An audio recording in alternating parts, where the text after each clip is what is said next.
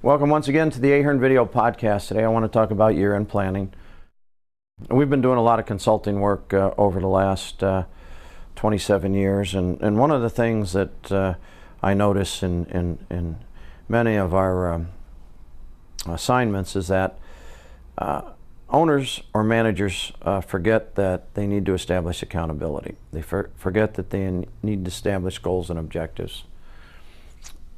Reasonable goals and objectives, and they also forget that the people that perform should have a carrot to chase. And instead of just terminating people that may not perform, find out why the reasons they're not performing. Maybe they're in the wrong job, maybe they haven't been given enough training. But see if you can take that non-producing asset, which a person is, and turn it into an asset before you just simply say, get out of here, it's your fault. Most importantly though, trucking companies, freight brokers have to understand their cost. And if you don't understand your cost, it's very difficult to set up a plan. It's very difficult to achieve the plan. For example, you hear me constantly state for companies, whether they're independent contractors or company drivers, you need to treat each truck as a profit center. You need to treat each driver as a profit center. You need to make sure that truck gets certain utilization every day. You need to make sure that driver gets utilization every day. You have to make sure that you monitor your out-of-service units. And an out-of-service unit doesn't necessarily mean that it's in for repairs. That's what you think it means. I just finished an assignment where you had 10 out-of-service units. 5 out of these service units have been sitting there for a year waiting for a part. Come on. But a lot of companies don't understand their cost. And what happens is, in their quest to fill the trucks, because they've got truck payments and insurance payments and fuel costs and that, they just focus on putting freight on the truck regardless of the consequences. I finished a review recently where the fellow says, I get $1.56 a mile plus fuel surcharge on every mile, and we're doing really well. And my question is, then why aren't you making money? Good question. Well, they weren't making money because their fixed costs were $1.63 a mile. And they couldn't capture that cost. Their sales staff would go out and they'd quote rates based upon what competition is. But what good is that? You need to know what your costs are. And you don't need a sophisticated system, and you don't have to spend $100,000.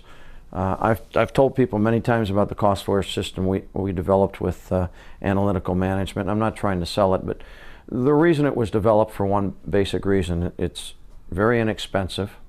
You can load it in a laptop. It's a costing mechanism. You don't need it to integrate with your dispatch. You don't need it to integrate with your billing. You want to know when that customer calls you if you're going to make a profit. You can also do a what-if scenario. What if I use independent contractors instead of owner-operators? Instead of company drivers. What if I use our brokerage department instead of a company truck? Or a client calls in and he says, I need you to run 30 loads to California. You can punch a number, and in 5 seconds it's going to print out what rate you need to break even, what the fuel surcharge could be, and what the rate has to be with a built-in profit margin. Now, don't you think that you'd like to know before you sent those trucks out on the road that you're going to make money or not? With a freight broker, everything's about gross profit margins. Now, of course, the big freight brokers and the big 3PL companies, they have sophisticated systems that's going to tell them. But for an average freight broker that might have 5, 6 employees, don't you want to know when you dispatch that load whether you're making money or not? I certainly would want to. So the point I'm trying to make is, you need to understand your cost in order to plan. Many companies don't plan. Many companies don't plan because they don't understand their cost. Many companies don't plan because they say, I'm making a profit, so why should I set a plan? And why should I worry about my costs? My costs are obviously in line, because otherwise I wouldn't be making a profit. But if you want to maximize your profit, if you want to create shareholder value, if you want to be where a step ahead of the curve, if you want to be able to embrace your employees so they don't leave, then you need to know what your costs are. And as you develop your business, the way that you delegate and treat your employees, I think, are critical. There's not a successful person I know that treats his or her employees today the way they did 5 or 10 years ago. I'm a fine example. Today I don't even run my own business on a day-to-day basis. And I put carrots for everybody to chase on top of their salaries that they get. But the bottom line is as long as you provide them the direction, as long as you make them accountable, as long as you set specific goals and objectives, if they get there, as long as they do it truthfully and honestly and legally, let them follow their path as long as they get results. Took me years to learn that. And some of my friends still don't get it. They want to control everything.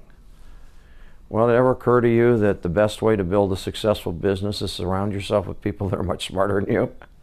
If you look at my auditors, they're all ex-presidents, CEOs of trucking and logistics companies. They retired early. They've got a lot of money, but they want to serve a purpose. They've got to have a purpose. They can't play golf every day. They can't go fishing every day. They can't go traveling all the time. Well, they're obviously a lot smarter than me, and they got a lot more money than me, but they want to work with me because of the fact they want to make an impact. They want to make a difference. They want to help. And think about that. How you develop your business is a direct response to how you develop your employees.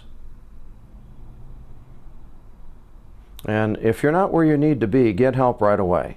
We're coming into the last end of the year. If you're not making money, you better find out why. You better make some corrections now so it impacts the bottom line year end, and you also have a plan for 2015. If you bury your head and feel sorry for yourself, you're going to get nowhere. It's going to get worse. Fuel costs are going to continue to spike. Cost of equipment is going to continue to go up. Drivers are going to get harder to get, so you need to start thinking outside the box. And believe it or not, smaller carriers can compete with larger carriers other than price. It's the way that you approach the market. Till next time, thank you for attending the podcast.